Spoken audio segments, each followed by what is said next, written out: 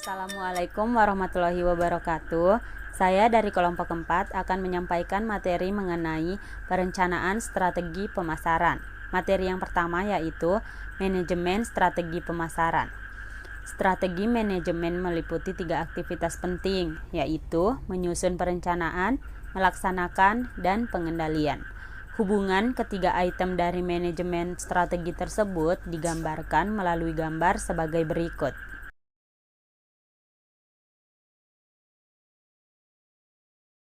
Perencanaan strategi yang berorientasi pasar adalah proses manajerial untuk mengembangkan dan menjaga agar tujuan, keahlian, dan sumber daya organisasi sesuai dengan peluang pasar yang terus berubah. Tujuan perencanaan strategis adalah untuk membentuk serta menyempurnakan usaha bisnis dan produk perusahaan sehingga memenuhi target laba dan pertumbuhan.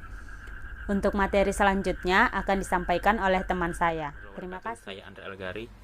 Saya akan menjelaskan materi bab 5, yaitu tentang perencanaan strategi pemasaran. Yang di poin 2, perencanaan strategi. Perencanaan strategi dapat dilaksanakan melalui 4 tahap, yaitu defining the corporate mission, yang kedua expressing strategi bisnis, yang ketiga assigning research to SSBU, yang keempat planning the business. Yang pertama, mendefinisikan misi korporasi atau defining the corporate mission. Misi suatu perusahaan kadangkala bergeser dari sebelumnya. Oleh karena itu, maka untuk mengetahui misi yang sesungguhnya dari perusahaan diharuskan untuk mengajukan 5 pertanyaan penting dalam memahami misi perusahaan yang sedang berjalan. Yang pertama, apa bisnis kita sekarang? Yang kedua, siapa pelanggan kita? Yang ketiga, apa nilai bagi pelanggan? Yang keempat, akan menjadi apa bisnis kita pada masa datang? Yang kelima, seperti apakah seharusnya bisnis kita di masa depan? Pertanyaan misi yang baik memiliki 3 karakteristik utama, yaitu 1. Menekankan pada sasaran yang terbatas jumlahnya. Yang kedua, pernyataan misi menekankan kebijakan dan nilai utama yang ingin ditaati oleh perusahaan. Yang ketiga, pernyataan misi mendefinisikan lingkup persaingan utama tempat perusahaan akan beroperasi. Tahap kedua, menetapkan unit bisnis strategi atau establishing strategy business unit. Perusahaan besar umumnya mengelola beragam bisnis, sehingga masing-masing bisnis membutuhkan strategi tersendiri. Oleh karena itu, dibentuk strategi bisnis unit yang memiliki 3 karakteristik.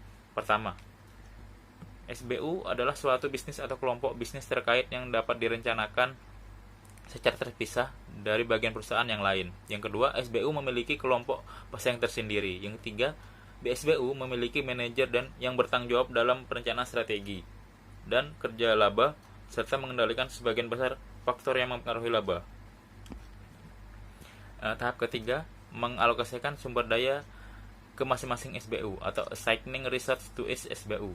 Dalam mengalokasikan sumber daya ke masing-masing SBU, maka perusahaan harus mengetahui posisi atau kondisi masing-masing SBU sehingga alokasi sumber daya pada masing-masing SBU akan efektif dan efisien. Tahap keempat, merencanakan bisnis baru, merampingkan bisnis lama atau planning new business, downsizing older business. Jika perusahaan memiliki perbedaan yang strategis antara penjualan yang diinginkan dengan penjualan yang diperkirakan, maka perusahaan harus dapat menutup perbedaan tersebut. Caranya seperti how can it fill the strategic planning a gap? Pertama, identifikasi peluang pertumbuhan intensif. 2. Identifikasi peluang pertumbuhan terintegrasi. Yang ketiga, identifikasi peluang pertumbuhan diversifikasi.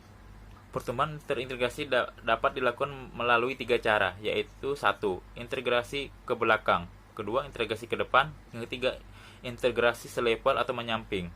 Strategi pertumbuhan diversifikasi ada 3. 1. Constructing diversification strategy. Perusahaan dapat mencari produk baru yang memiliki sinergi teknologi dan atau pemasaran dengan lini produk yang ada. Yang kedua, horizontal diversification strategy. Perusahaan dapat mencari produk yang baru yang menarik bagi pelanggannya saat ini walaupun teknologinya tidak berhubungan dengan lini produk yang ada.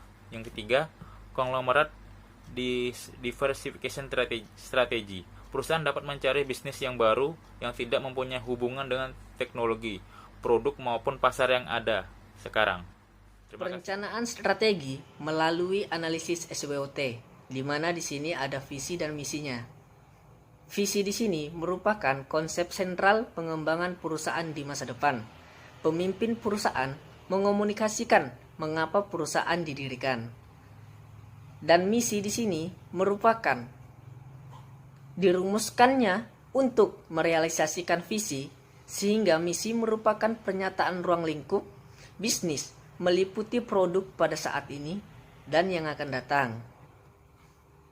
Dan yang selanjutnya, analisis ruang lingkup, di mana di sini adalah mengidentifikasikan faktor-faktor lingkungan perusahaan ke dalam golongan peluang dan ancaman, kekuatan dan kelemahannya.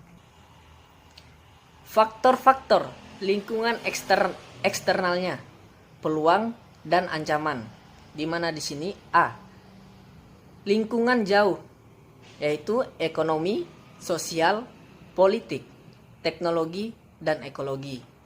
Yang B-nya, lingkungan industri, hambatan masuk, kekuatan pemasok, kekuatan pembeli, ketersediaan distribusi, persaingan antar perusahaan.